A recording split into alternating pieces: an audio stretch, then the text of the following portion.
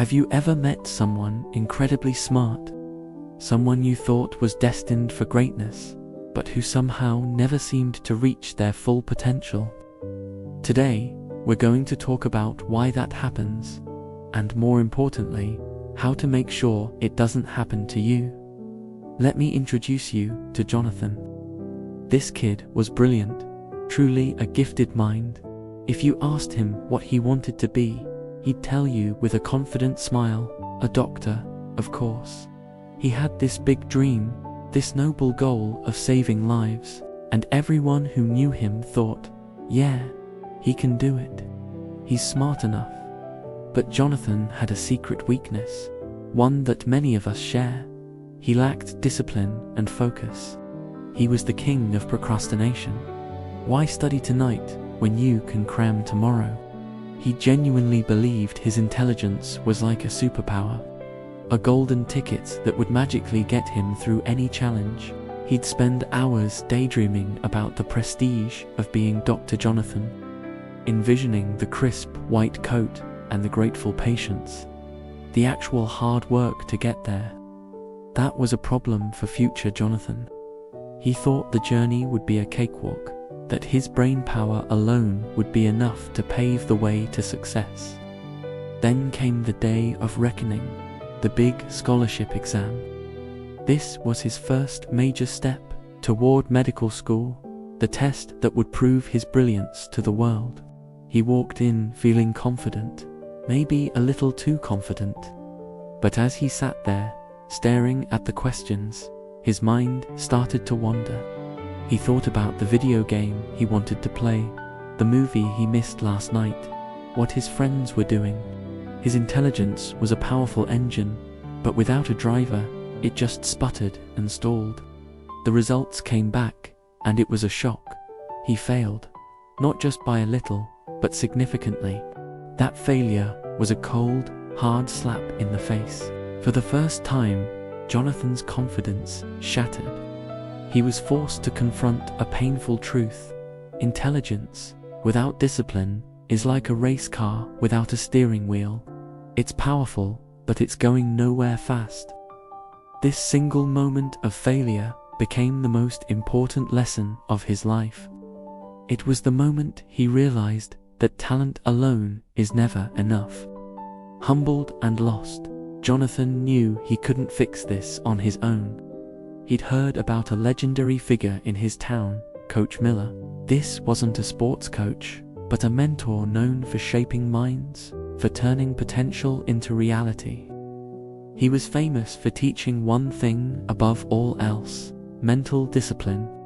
With a heavy heart and a desperate hope, Johnathan went to find him.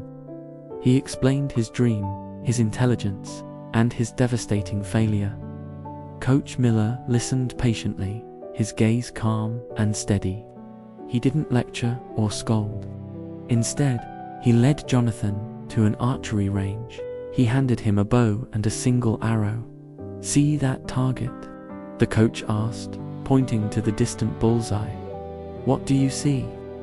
Johnathan, confused, replied, "Well, I see the target, but I also see the trees behind it, the birds flying by, the clouds in the sky." Coach Miller smiled gently. "That's your problem," he said. "A true archer sees only one thing, the center of the target. Everything else fades away. Your mind is the bow, your effort is the arrow, and your goal is the target. If your mind is distracted, your arrow will always miss. To succeed, you must learn to focus solely on the target, to make it the only thing that exists in your world at that moment." This simple archery metaphor clicked in Johnathan's mind. He finally understood. His lack of focus was the reason his arrow had missed the mark so badly. Seeing that Johnathan was ready to learn, Coach Miller laid out his 4 fundamental rules for cultivating discipline. "Listen carefully," he said. "This is the blueprint for taming your mind. Rule number 1, control your thoughts. Your mind will wander, that's its nature. Your job is not to stop it from wandering, but to gently guide it back every single time it strays. Acknowledge the distracting thought, and then consciously return your focus to your task. It's like training a puppy. You have to be firm but patient. Rule number 2. Create powerful habits. Discipline isn't about motivation, it's about routine. Motivation is a feeling, and feelings are unreliable. Habits are actions you take regardless of how you feel. Set a specific time and place to study every single day. At first, it will feel like a chore, but soon it will become automatic, as natural as breathing. Rule number 3. Eliminate distractions. Your environment shapes your focus. When it's time to work, put your phone in another room, turn off notifications, tell your friends and family you are unavailable. Create a sanctuary of focus where distractions cannot enter. You are fighting a battle for your attention, and you need to remove the enemy's weapons. And finally, rule number 4. Practice daily. Discipline is a muscle. The more you use it, the stronger it gets. Start small. Focus intensely for just 25 minutes, then take a short break. Gradually increase the time. Every day you practice, you are strengthening your mind, forging it into a tool that you control, not the other way around. Johnathan took these 4 rules to heart. They became his new code. He created a strict study schedule and stuck to it, no matter what. When his mind drifted to video games or social media, he'd hear Coach Miller's voice and gently guide his thoughts back to his textbooks. He turned his desk into a fortress of focus, with his phone banished from the room. It was incredibly difficult at first. His mind fought back, craving the easy dopamine hits of distraction. There were days he wanted to give up, but he remembered the sting of failure and the image of the archery target. Slowly but surely, something began to change. Those 25-minute focus sessions became easier. His concentration deepened. He started absorbing information faster than ever before because his full intellectual power was finally aimed at a single point. He wasn't just reading words. He was understanding concepts on a profound level. His intelligence was finally being put to proper use. The wild horse of his mind was slowly becoming a trained and powerful steed. A year later, Johnathan sat for his exams again. This time, he was a different person. He walked in not with arrogance, but with a quiet, calm confidence. As he looked at the paper, the world around him melted away. There were no trees, no birds, no clouds. There was only the target.